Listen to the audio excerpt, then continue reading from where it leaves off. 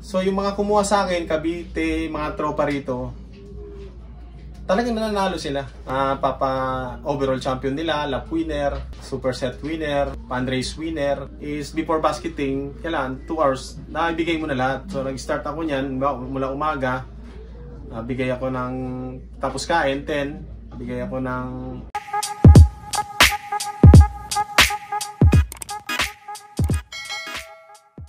So nag-start ako ng pag-iibon sa Las Piñas is 1999. So hindi pa club 'yon.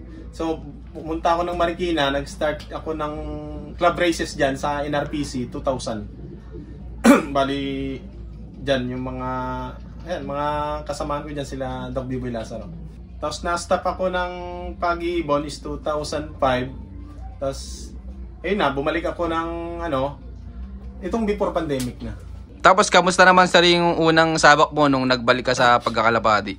Unang sabak ko ng Norte, 3 times first overall ako dyan sa RPCI kay Sir Manny. 2 times lap winner, tsaka motor winner. Ito yung ibon. Ito yung CD129. Pasok ng ibon ni Paring Ome, na Victor Lim niya. Tapos after ko na nalo ng North, so South naman ang nilaro ko. So nag super set winner ako diyan ito. Nag super set winner ako ng South. Tapos nag first overall ako ng special race. So ang gamit ko rin diyan is Vanny Jansen, pasok ng Derere. Oh, ang galing sir, nag back to back ka pala. Oo sir, tsaka ang daming hinakot doon, halos sa isang linggo. Alam ng tropang binangonan, halos isang linggo, 3 times a week ako sa pooling, talagang halos dikit nun, linggo-linggo yun. ang laki ng inakot ko ng North to South. Oy sir, mapamalapit, mapamalayo, may speed yung ibon mo, no? Oo, nung Norte, inabot tayo ng dyan, yung breed ko na ibon sa utol ko, yung 2 times Claveria. Yung babuyan, mabot din ng nag-4th overall din yun sa RPCI din. Ayos. Tsaka kagandahan sir, kahit sa ibang puncher nananalo ibon mo, no? Oo sir, natutuwa nga ako dun sa blessing para sa akin. Dahil sa iba't ibang puncher, mula nung 2021, north to south ako. So tumigil ako, LR na lang ako eh. So yung mga kumuha sa akin, Cavite, mga tropa rito, talagang nananalo sila. Mula dulo. Overall champion nila, lap winner, super set winner, fundraise winner, yun mga ganun. Maraming salamat Sir Anthony. Pagdating naman sir ng derby na, ano yung diskarte mo dito sa loop mo? Pagdating sa derby sir, bali ang ginagawa ko dyan, last 3 laps, dun ako magamot na mga Resfigen, Power Wings, Reload. Tapos andyan yung mga Supra, B22, mga ganun lang. Ang pabaw mo sir sa kanila, yung Supra? Breweries at saka B-Complex.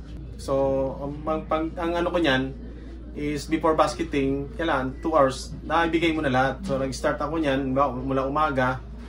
Bigay ako ng tapos kain, 10. Bigay ako ng 12, 2. Tapos sinusupak ko sila ng yung Pure Honey.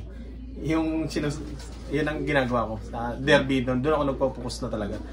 Tsaka mostly doon sa patuka, yun talaga ang focus ako, mga red rice, sa flour, nagdadagdag na talaga ako.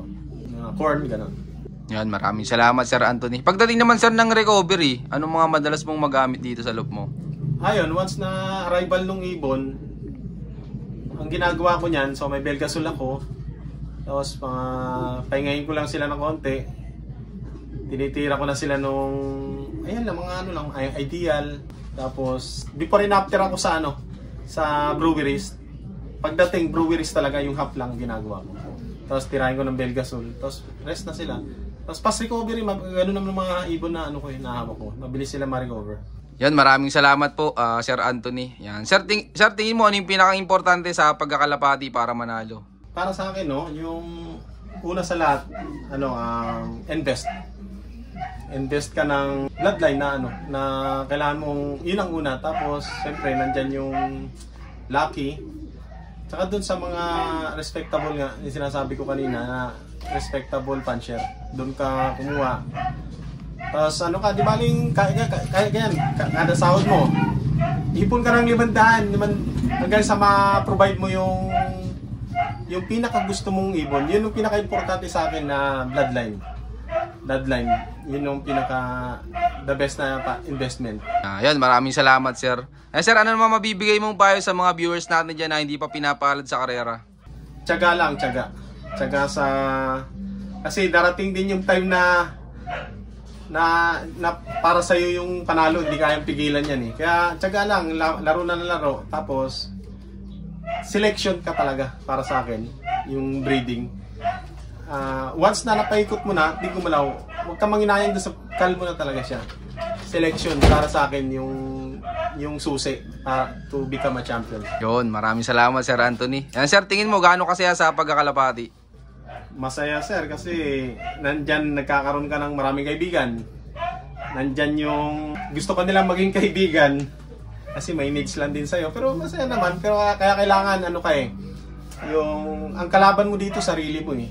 Maging masaya ka sa achievement ng iba para sa akin. Tapos para sa akin, no, wag nating kalimutan na be humble.